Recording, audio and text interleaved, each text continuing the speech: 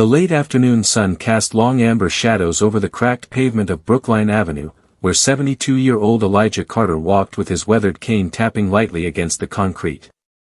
His dark skin glowed deep bronze under the golden light, a skin he had learned to wear like armor after decades of glances too long, smiles too tight, and words too sharp.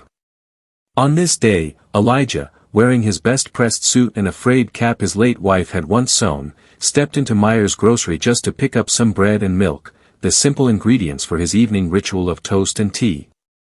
But as he made his way past the aisles, quiet murmurs turned into open stares, and soon, one of the younger clerks, a man in a buzz cut and badge-like name tag, approached him with narrowed eyes. "We don't need your type lingering here," the clerk spat, his voice low but cutting. Elijah paused, confusion knitting across his brow, before realizing the unspoken accusation. Before he could explain, someone had already dialed 911, mumbling something about a suspicious elderly man casing the store. Minutes later, red and blue lights painted the windows. A SWAT team, inexplicably dispatched for what was no more than a misunderstanding fueled by prejudice, stormed in, guns drawn, voices shouting commands over each other. Shoppers shrank back. Elijah slowly raised his trembling hands, confusion shadowing his gentle face. His cane clattered to the floor. But then it happened. As the lead officer barked at him to drop to his knees, Elijah's deep, rumbling voice echoed through the frozen silence. 5 words, steady and soft as a hymn, "I forgive you for this." The entire store seemed to exhale. The commanding officer, a burly man with tired eyes, blinked, his jaw slackened just slightly. The rifles lowered, ever so subtly, uncertainty seeping into the hardened stances of men trained for battle, not for grace. Elijah's words didn't come laced with sarcasm or anger. They carried the weary weight of a man who had seen injustice wear different uniforms over the decades but had refused to let bitterness corrode his soul.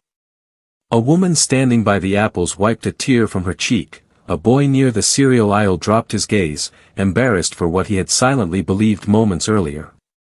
And the officer, Officer Brandon Reyes, felt something deeper crack open inside him.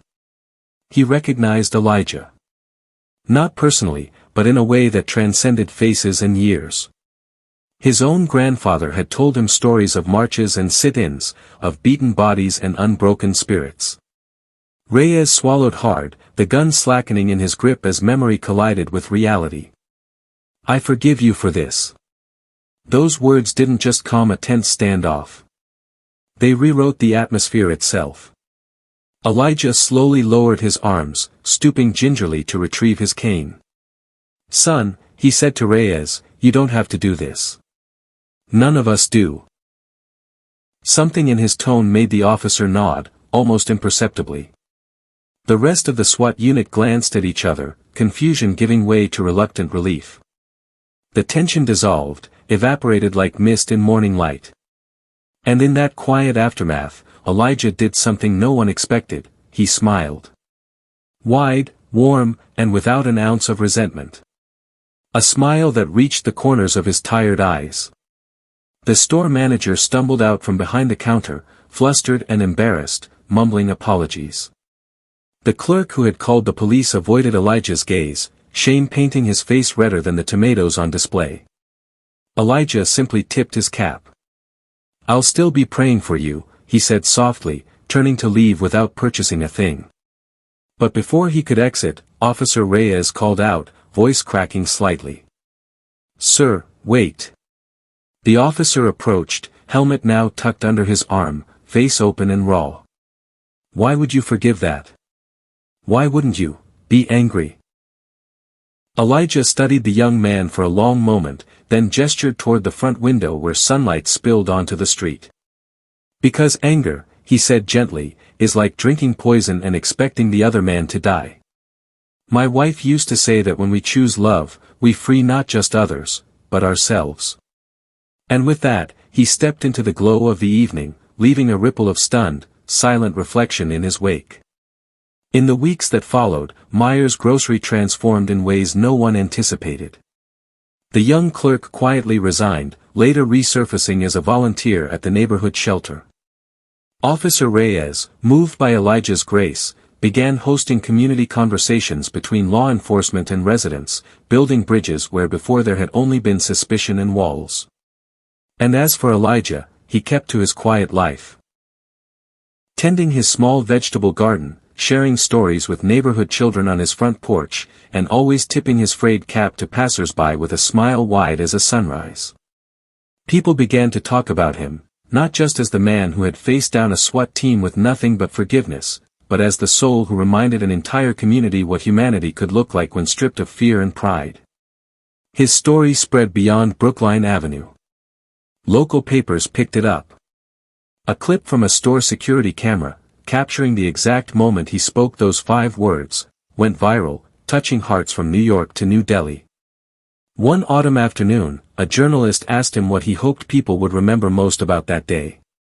Elijah chuckled, the lines around his eyes deepening like well-worn paths.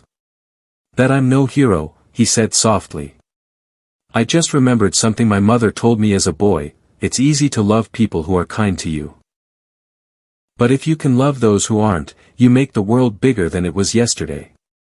The reporter's eyes shimmered as she jotted down his words, and Elijah, cane tapping gently on the porch steps, turned back to tend his roses. And so, long after the sirens faded and the headlines moved on, Elijah's quiet act of courage, wrapped not in defiance but in compassion, lived on. It lived in grocery aisles where strangers now smiled first. It lived in precincts where officers listened more than they commanded. And it lived in hearts all over the world, whispering a simple truth, that forgiveness, even in the face of humiliation, can turn walls into doorways and enemies into neighbors. The world didn't change overnight.